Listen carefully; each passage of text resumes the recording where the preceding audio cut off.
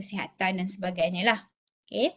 Jadi kadang-kadang bila pandemik ni saya rasa yang bagusnya kan Tuan Rudi, kita mula ada kesedaran tentang kesihatan kan, penjagaan kesihatan. Jadi kalau dulu kita terperuk dekat rumah, kalau tengok dekat kawasan Bandar Baru Bangi, kawasan Serdang, Putrajaya ni, penuh dengan orang akan berbasikal, jogging dan sebagainya. Sesuatu keadaan yang kalau dulu saya rasa sebelum pandemik ni, kita ambil mudah tentang kesihatan kita ni. Tapi sekarang ni bila dalam era pandemik, bila kita dah boleh beriadah dan sebagainya, saya dapati pemerhatian saya memang kita ada kesedaran tentang penjagaan kesihatan. So that is very good, something good out of pandemic kalau kita perasan. Okay. Kalau duduk kat rumah kerana banyak webinar-webinar kata buatlah light exercise dan sebagainya. Jadi dekat rumah tu kadang-kadang dah ada dah. Kalau tak mampu beli set-set gym dan sebagainya kan, treadmill ke apa benda semua, dah ada dah at least tika yoga lah dan sebagainya. Ada dah tali skipping. Bagus dah tu sebenarnya kerana pandemik ni sebenarnya. Kalau sebelum ni kita tak pernah terfikir nak ada benda-benda tu semua. Kasut sukan tak pernah ada.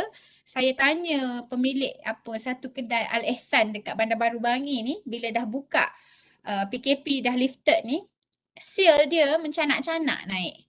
Maknanya dekat situ suatu masa mungkin orang tak pandang pun nakkan kasut sukan ni.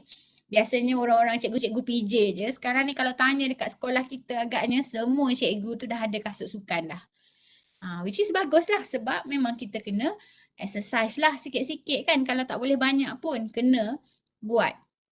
Okay, jadi cubalah hobi-hobi baru tu mengikut kemampuan diri kita supaya kita tahu kalau yang riadah berbentuk yang mengeluarkan peluh ni, kita tahu kefungsian badan kita, biologi badan kita. Bila ada certain hormon yang dirembeskan, bermakna hormon-hormon itu akan membantu kita untuk kekal hormon gembiranya. Kita ada banyak lah dalam sainsnya. Bila hormon kita tu balance, bila hormon kita tu bergerak lah dalam badan kita ni, bermakna dia akan membantu kita untuk kekal menjaga emosi kita. InsyaAllah. Okay. Apa lagi yang saya boleh share? Selain daripada itu mungkin kita sentiasalah bila kita ada kawan-kawan, memanglah kawan-kawan yang positif tu kita sentiasa hargai. Macam saya kata, kalau ada situasi yang toksik, kalau ada situasi yang tak menyamankan, kita tinggalkanlah. Kita boleh memilih keadaan tu. Okay. Kadang-kadang penghargaan saya sebut tadi, penghargaan kendiri, penghargaan kepada orang lain ni adalah sangat penting. Kita terlupa kadang-kadang tu bila, macam saya kata tadi kan, ada satu cleaner membersihkan kawasan tempat kerja kita, kita terlupa untuk cakap terima kasih. Kawan-kawan yang mendapat kejayaan dan sebagainya, kita terlupa untuk cakap tahniah. Benda simple je kan, terima kasih dengan tahniah.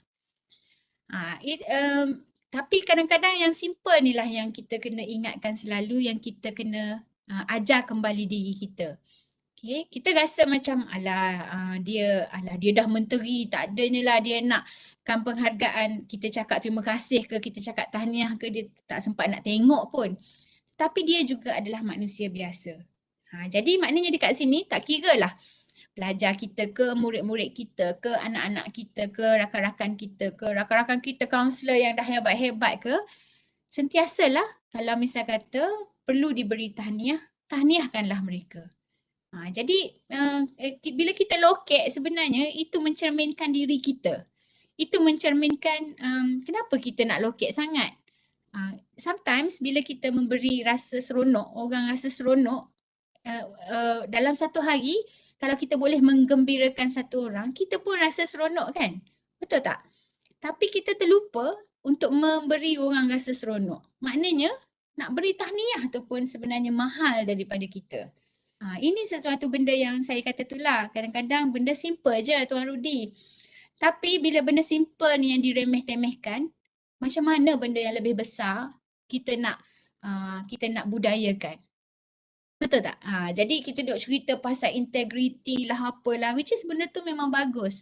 Tetapi benda yang simple dalam hidup kita, terima kasih dan tahniah ni pun kita tak boleh nak jadikan dia sebagai sesuatu yang biasa kita beri dan biasa kita terima.